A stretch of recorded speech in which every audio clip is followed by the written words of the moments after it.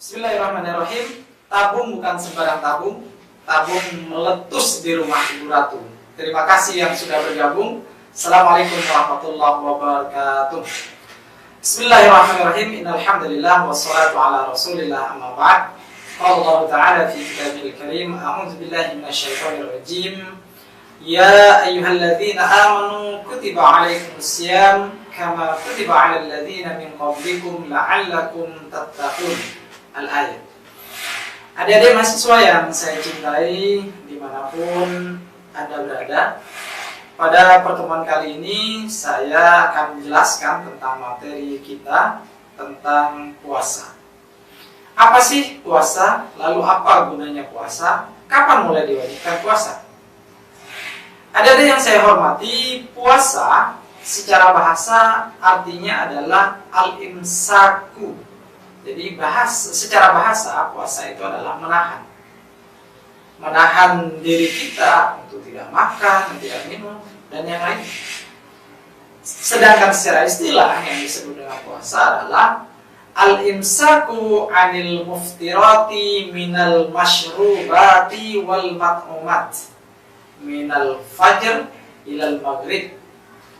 Jadi puasa secara istilah itu adalah menahan diri dari segala sesuatu yang membatalkan puasa, baik dari menahan diri untuk tidak makan, tidak minum, dari terbitnya fajar hingga terbenamnya matahari. Jadi ini adalah secara istilah ya, bahwasannya puasa itu menahan diri kita untuk tidak makan, tidak minum. Apakah cukup tidak makan, tidak minum? Ya, yang membatalkan puasa memang salah satu yang terbesar adalah tidak makan, tidak minum. Adapun nanti misalnya seperti suntik, pasang infus dan yang lainnya, itu nanti kita akan jelaskan di pertemuan yang lain tentunya, karena itu masih khilafiyah pendapat ulama. Tetapi yang jelas di depan kita itu adalah tentunya yang membatalkan puasa adalah tidak makan, tidak minum, seperti itu. Itu yang sudah lumrah ya. Tetapi berbeda misalnya nanti kalau puasa ini kita definisikan menurut ulama tasawuf. Misalnya Imam Ghazali itu membagi puasa, tingkatan puasa itu menjadi 3 tingkatan. Yang pertama adalah puasanya orang awam, yang kedua adalah puasanya orang khusus, yang ketiga adalah puasanya orang khusus yang paling khusus di antara yang khusus, hawasul khas. Kenapa disebut puasanya orang awam? Ternyata kalau kita hanya puasa, tidak makan, tidak minum, maka itu kategorinya puasanya orang awam. Orang yang tidak pernah ngaji misalnya, tidak pernah belajar agama, nah itu adalah orang awam. Orang-orang yang jauh dari peradaban keilmuan, terutama Islam seperti itu. Nah, itu adalah orang-orang awam. Jadi kalau Anda sekalian puasa hanya tidak makan, tidak minum, tetapi yang lainnya tidak dipuasakan, maka kategori atau tingkatan puasa kita adalah puasanya orang awam. Lalu bagaimana dengan tingkatan kedua? Puasa tingkatan kedua adalah puasanya orang khusus. Orang khusus itu yang dimaksud apa? Puasanya orang khusus adalah tidak makan, tidak minum, kemudian menjaga syahwatnya. Artinya tidak kumpul dengan istri, ya, dengan suaminya, berpuasa dari itu pada siang hari bulan Ramadan. Selain itu juga mempuasakan panca inderanya. Ya, panca inderanya salah satunya matanya ketika dia sedang berpuasa. Apakah matanya dipuasakan? Dipuasakan dari tidak melihat kemaksiatan, dipuasakan dari tidak melihat kepada kemungkaran. Kalau bisa mempuasakan seperti itu, maka Anda adalah termasuk kategori tingkatan orang yang berpuasa pada bulan ini. Selain juga mempuasakan mata, tangan kita, tidak mengambil hak orang lain, tidak mukul sembarangan misalnya, tidak memberi kebijakan yang salah, itu juga bagian daripada mempuasakan tangan kita saat kita sedang puasa. Begitu juga kaki kita tidak kita langkahkan kepada kemaksiatan, kepada kemungkaran, kepada jalan yang tidak benar. Berarti saat kita puasa seperti itu juga kita sedang mempuasakan kaki kita. Telinga kita tidak suka mendengar orang gosip, orang ghibah, tetangganya dibicarakan jelek, tidak pernah mendengar itu, berarti Anda juga sedang mempuasakan telinganya. Lebih-lebih kalau Anda tidak berkata yang jorok-jorok, misalnya diam saat puasa, benar-benar menahan dirinya untuk tidak berkata yang jorok, yang jelek, berarti juga Anda sedang mempuasakan mulut Anda. Namun tingkatan yang ketiga adalah khawasul khas tadi, yang paling khusus ini ya, puasanya orang yang paling khusus adalah selain tidak makan, tidak minum, kemudian menjaga syahwatnya, kemudian panca inderanya, mulutnya, tangannya, semuanya dipuasakan. Selain itu yang tidak kalah penting adalah mempuasakan hatinya. Dan ini adalah sangat susah. Kalau di dalam kitab Ihya itu dijelaskan bahwasannya puasa tingkatan yang nomor 3 ini adalah tingkatan para nabi dan rasul. Jadi mudah-mudahan kita masuk kepada tingkatan nomor 2 puasa kita, yaitu puasanya orang khusus saja.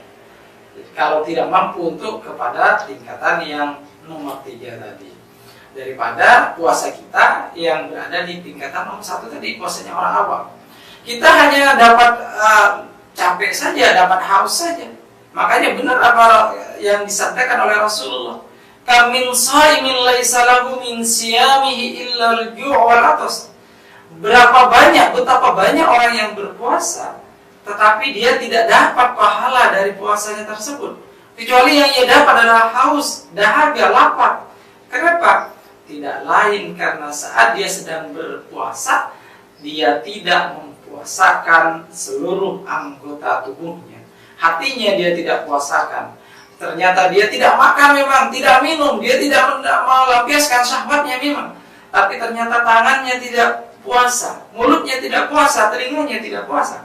Maka puasa yang dia kerjakan, dia telah menghilangkan kewajibannya, tapi dari kewajiban yang dia kerjakan itu tidak mendapatkan pahala, sehingga tidak ada efek sama sekali pada dirinya, tidak bisa merubah dirinya, tidak bisa merubah dirinya menjadi orang yang bertakwa, sebagaimana tujuan daripada puasa tersebut yang telah dijelaskan di dalam Al-Quran tadi.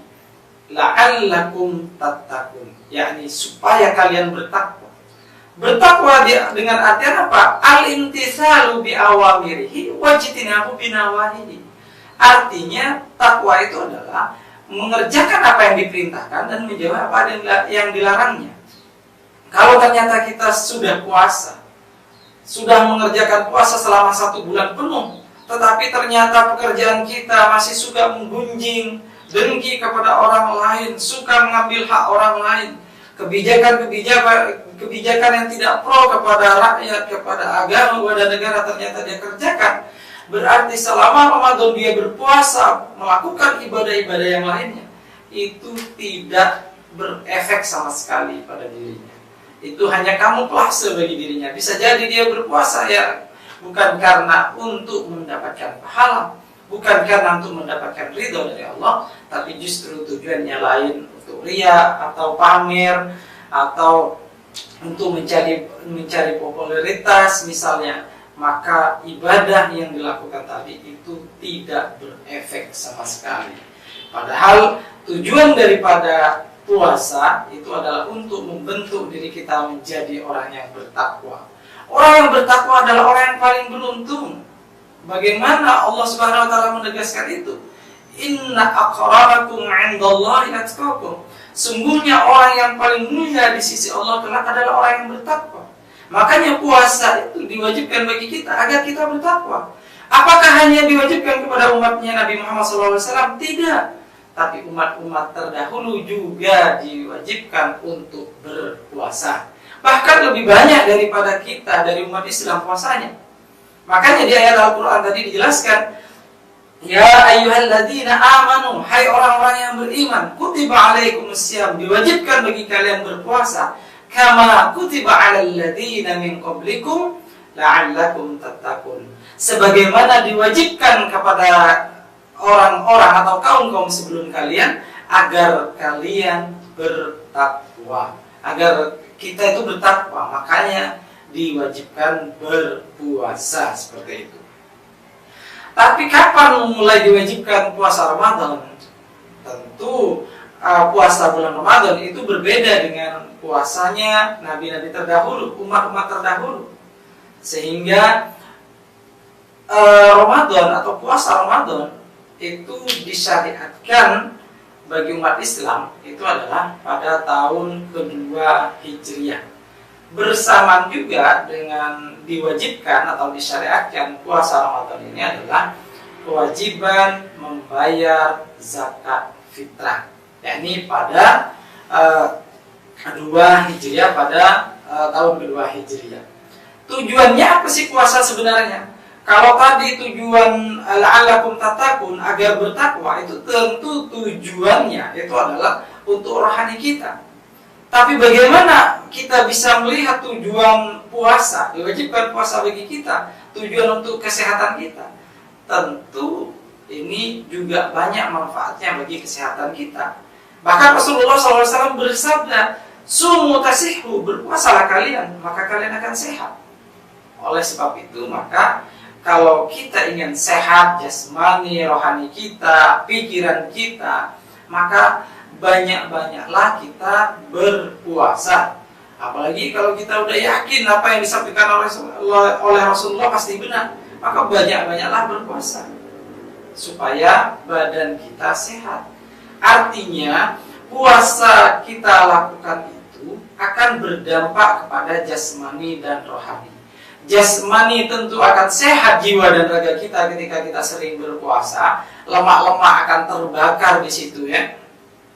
Jadi makanan-makanan itu juga akan tersaring menjadi lebih bagus tentunya di dalam jasmani kita apabila kita sering-sering berpuasa. Tapi ingat, jangan sampai selama seharian puasa ternyata ketika sudah datang maghrib, di situ dijadikan ajang pembalasan, balas dendam ya, karena seharian tidak puasa, kemudian dalam satu hari itu dilampiaskanlah, tadi sehari tidak puasa udahlah makan sepenuhnya, dikodok gitu ya.